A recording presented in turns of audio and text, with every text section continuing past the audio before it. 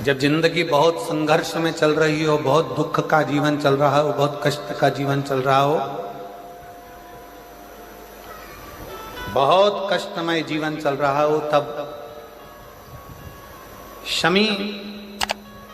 के 5 पत्ते, शमी के 5 पत्ते एक दुर्वा के साथ एक अक्षत चावल का एक दाना, वो भी हल्दी में भिंगोया हुआ हो या केसर में भिंगोया हुआ हो, शमी पत्र 5, एक दुर्वा, एक चावल का दाना, जो दिल से हृदय से बेलपत्री के वृक्ष के नीचे पार्थिव लिंग का निर्माण कर कर मट्टी का शिवलिंग बनाकर प्रदोष काल में, मतलब शाम के समय पर शिवलिंग बनाकर उस पे जल चढ़ाकर, जो ये 5 शमी का पत्र, एक दुर्वा और एक चावल का दाना अपनी कामना कर कर, जो दुख चल रहा है बाबा से विनय कर कर एक एक पत्ता जब समर्पित कर दे, फिर एक दुर्वा समर्पित कर दे, फिर एक चावल का दाना समर्पित कर दे और बाबा का वहीं पर पुनः विसर्जन कर दे, 3 महीना तो जाने दो, 15 दिन के अंदर वो दुख कटता जरूर है, चाहे कोई भी दुख, किसी भी तरह का दुख क्यों न। एक बेलपत्र के वृक्ष की परिक्रमा करने वाले को हजारों अश्वमेध यज्ञ का फल प्राप्त हो जाता है, हजारों अश्वमेध यज्ञ का फल प्राप्त हो जाता है। उसी तरह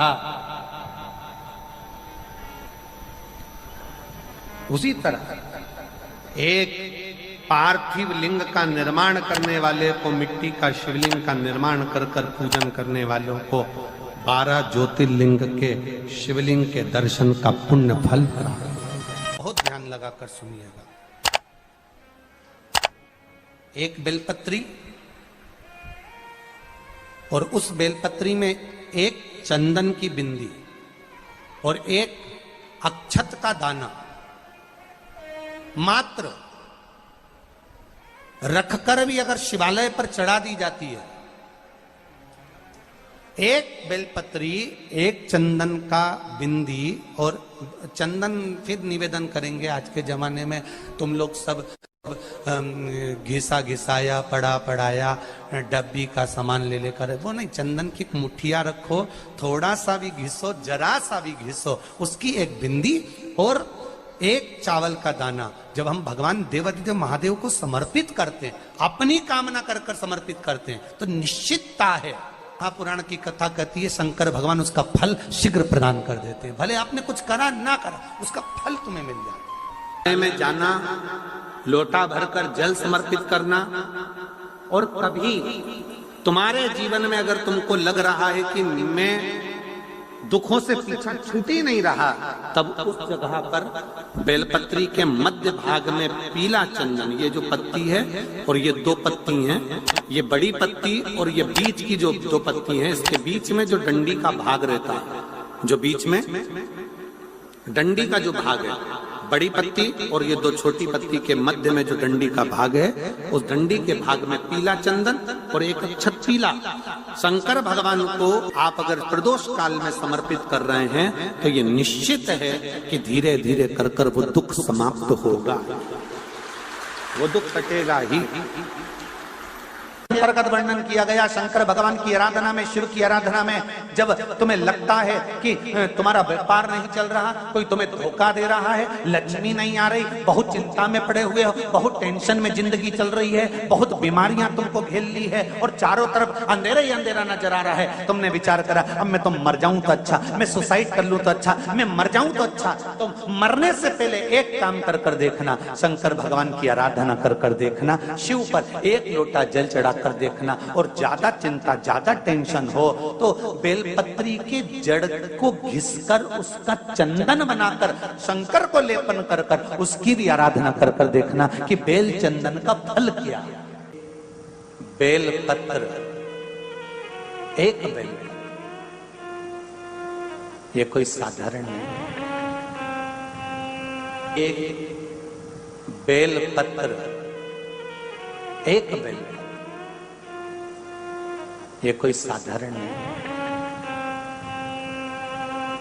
एक बेल। इसकी नीचे की डंडी से लेकर ये दो पत्तियां जहां लगी हैं और दो पत्ती से लेकर ये बीच की जो पत्ती है उसमें जो गैप है, उसमें जो जगह दिख रही है आपको, ये दो पत्ती से लेकर बीच की पत्ती के बीच में जो जगह खाली रहती है, 33 कोटि देवी देवताओं विराजमान रहते हैं इस बीच की जगह में।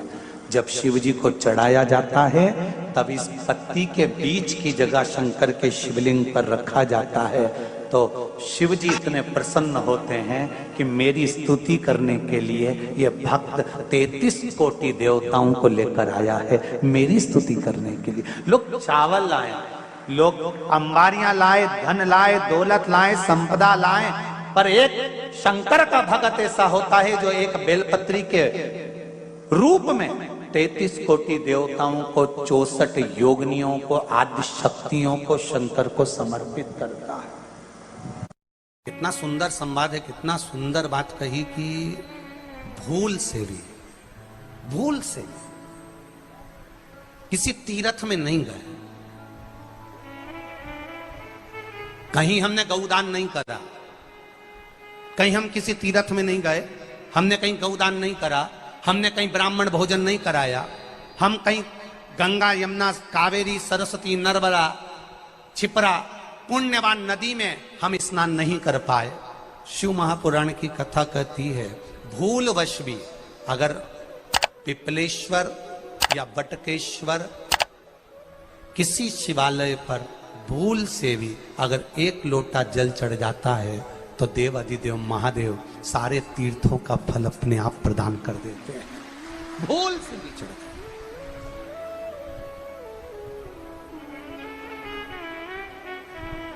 एकांतेश्वर महादेव किसी तीर्थ में नहीं गए, कहीं हमने गौदान नहीं करा, कहीं हम किसी तीर्थ में नहीं गए, हमने कहीं गौदान नहीं करा, हमने कहीं ब्राह्मण भोजन नहीं कराया, हम कहीं गंगा यमुना कावेरी सरस्वती नर्मदा छिपरा पुण्यवान नदी में हम स्नान नहीं कर पाए। शिव महापुराण की कथा कहती है भूलवश भी अगर पिपलेश्वर या बटकेश्वर किसी शिवालय पर भूल से भी अगर एक लोटा जल चढ़ जाता है तो देव अधिदेव महादेव सारे तीर्थों का फल अपने आप प्रदान कर देते हैं। भूल से भी चढ़,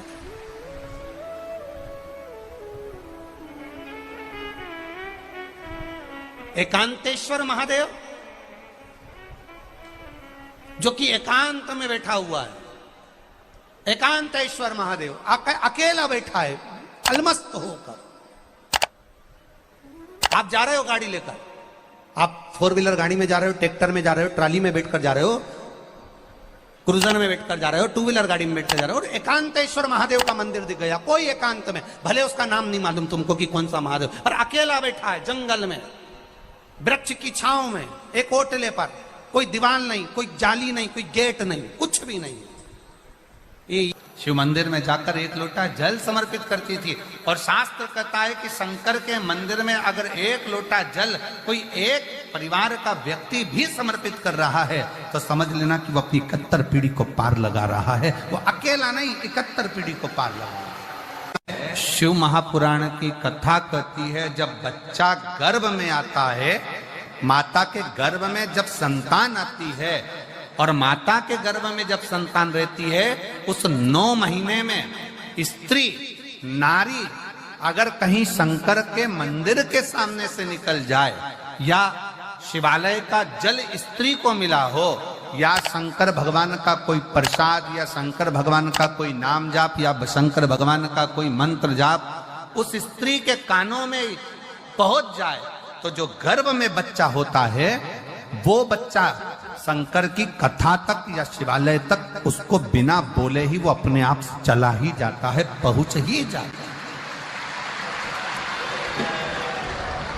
उस गर्भ में रहने वाले बच्चे को भगवान शंकर के मंदिर के सामने से भी कोई गर्भवती स्त्री निकल कर चली जाती है तो उसका भी फल उसको प्राप्त हो जाता है। उसका भी फल उसको प्राप्त हो जाता, और वो फल साधारण नहीं होता। क्यों? बेलपत्री को जब भी चढ़ाया जाता है तो पीछे की डंडी पकड़कर नहीं चढ़ाया जाता। बेलपत्री को चढ़ाने के लिए मध्य भाग को,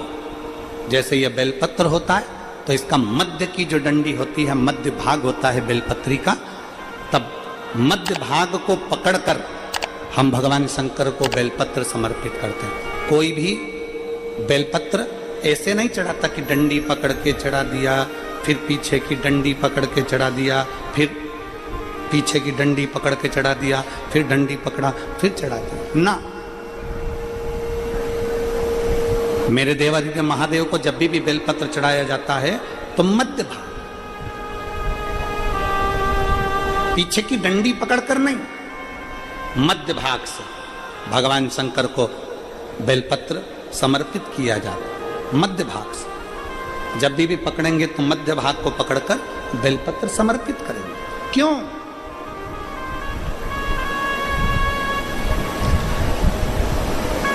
क्योंकि हमने